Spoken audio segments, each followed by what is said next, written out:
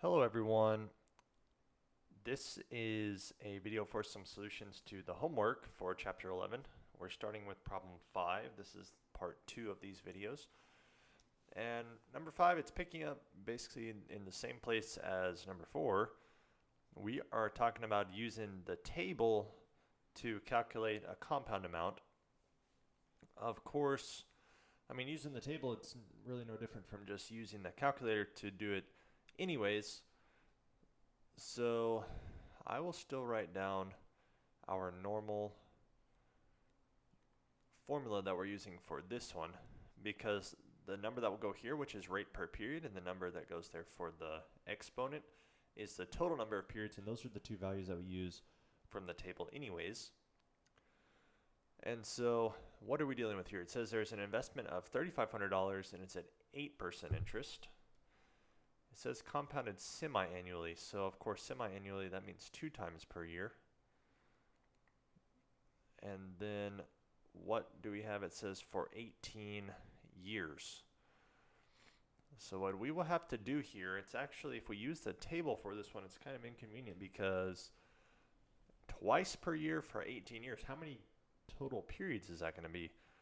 That's our value in, that's the total periods, which is the number of years, which is 18 years, times the number of periods per year.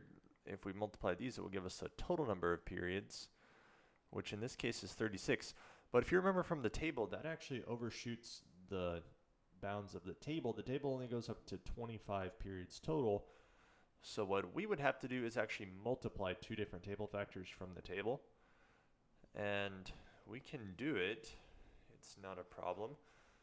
But what are we going to do? Let's see. Oh, here's table 11.1. Oh, wow, these numbers are kind of small. But in general, what we are talking about doing,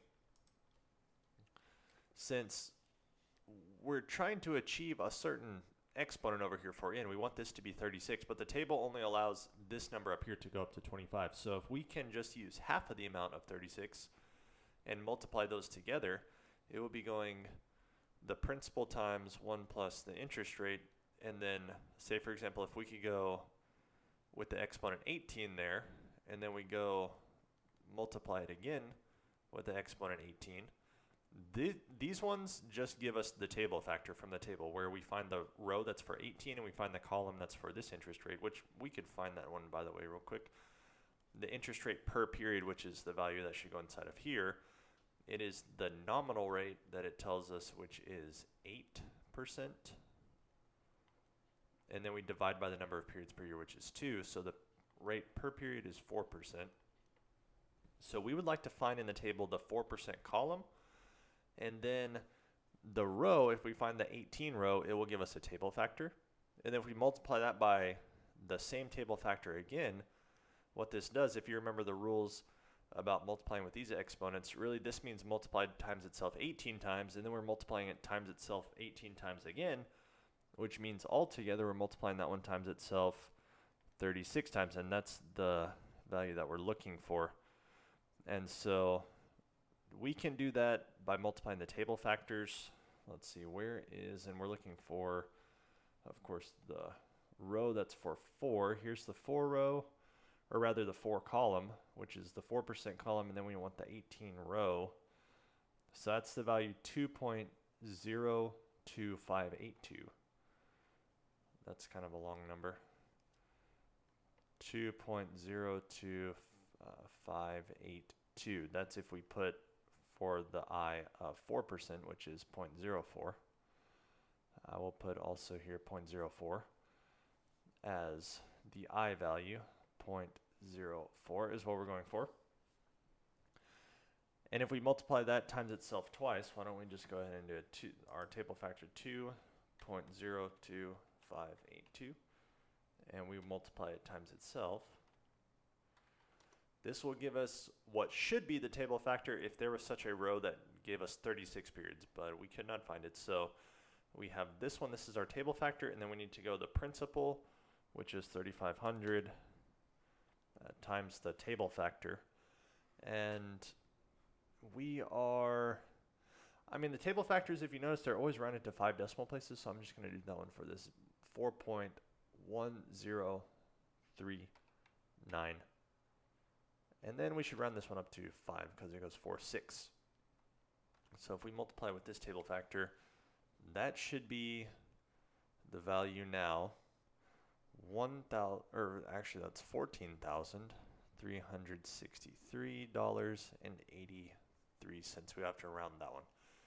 So we could have done the same thing just by using the formula and putting in a 36 for n, putting in the 0.04 for the I.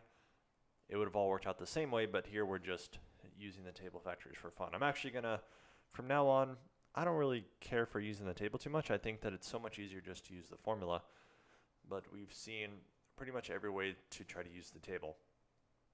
This one here, let's see, we're going on to problem 6.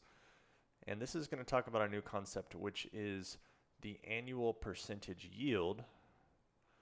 And what does it say? It says Maria invests $4,600 at 6% interest, compounded quarterly for 1 year. Now it says use table 11.1 to calculate the annual percentage yield for her investment.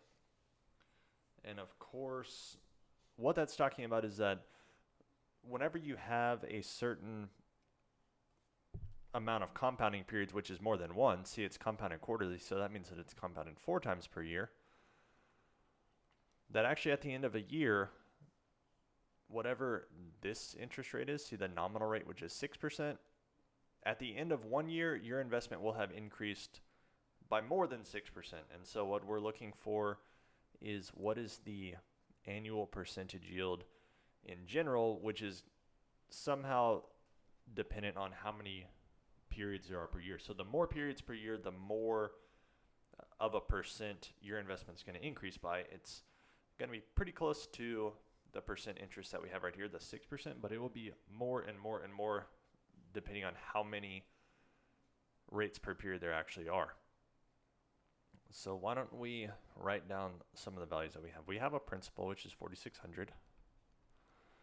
We have also, let's see, the nominal interest rate, which is 6%, and it's compounded quarterly only for 1 year. So if we're looking for this little n value, which is the total number of periods, it's compounded quarterly, which is 4 times per year. And then it is also for only 1 year. So of course there will just be 4 periods total. And then what else do we have? We have the interest rate. This is 4 periods.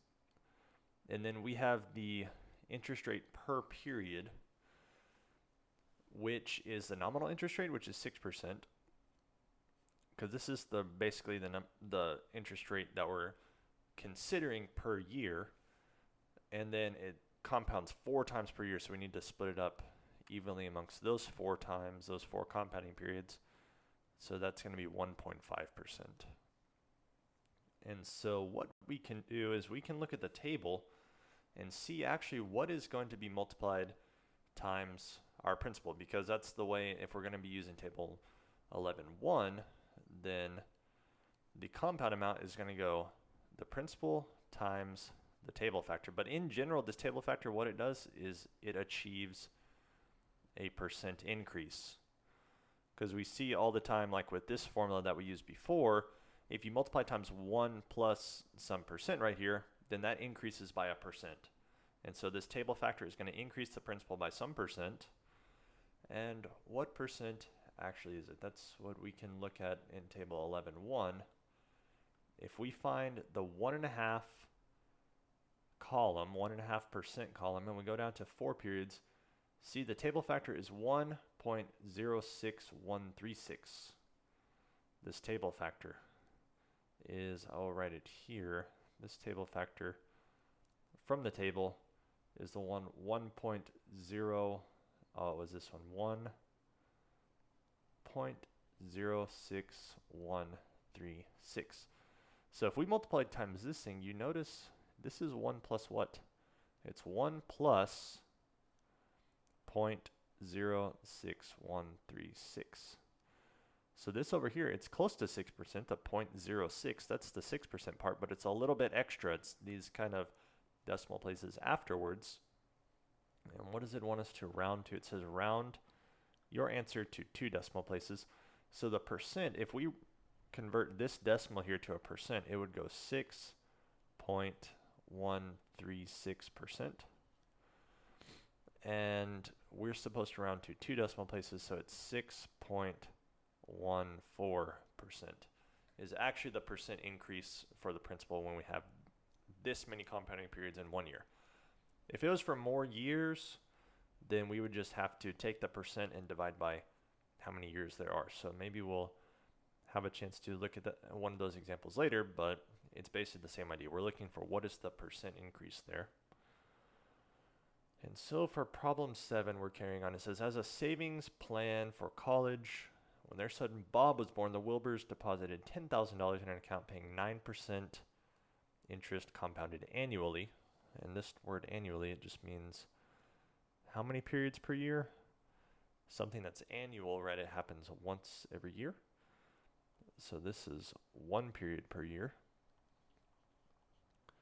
And we're supposed to find out how much will the account be worth when Bob is 18 years old. So we want the number of years to be 18, which means that the total number of periods, it's once per year for 18 years.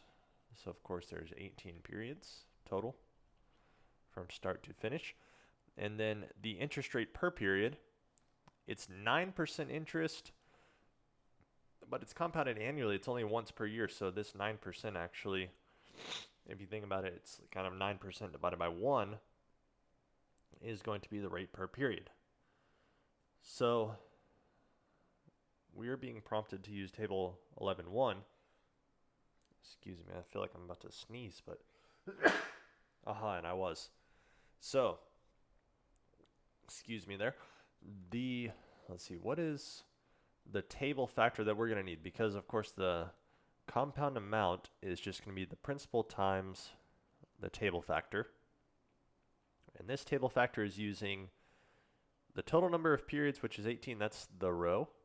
And then the 9%, that's the column. So if we come over here to our table, what happened to our table? It's kind of, let's see, the 9%. So to find 9%, we're going to have to go, we have to look down at the second block over here. Here's the 9% column, and we want the 18 row. So it's that one, the 4.71712. That's the table factor. 4.71712. So if we multiply the principal times that one, the principal, they invested $10,000. Well, it increases a lot. It's going to be times 4. So what do we have here? Oops. 10,000 times 4.71712.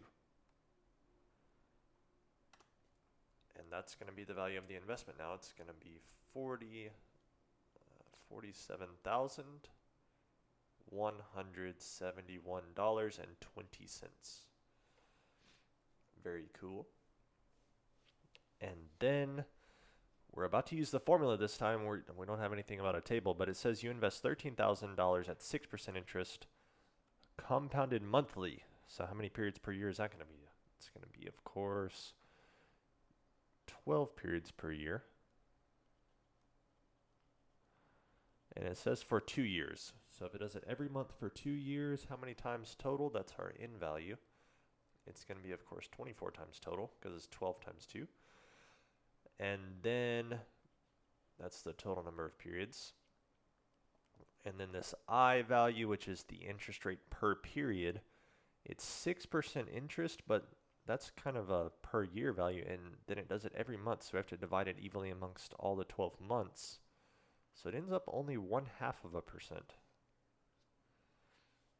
So what is the formula going to look like? It goes, the compound amount is the principal times 1 plus the rate per period, and then to the power of the total number of periods. And so this principal is 13,000. And then it goes 1 plus only half of a percent. How should we write half of a percent, by the way, as a decimal? You can think about that one. And then it's going to go to the power of 24 because that's the total number of periods. So what do you think? 13,000. And then we need to go 1 plus and then half of a percent as a decimal. Of course, we can change half to a decimal first, and it becomes 0.5% because 1/2 is 0.5. And then we need to move the decimal place 2 more places to the left. So it's going to end up being altogether 0.005. And then we need to raise this one to 24th power. And there we have it. Our compound amount goes $14,653. Oops, $53. And we can round this one 0.08, so 8 cents. And that does it for these problems. I hope it helps. Catch you in the next video.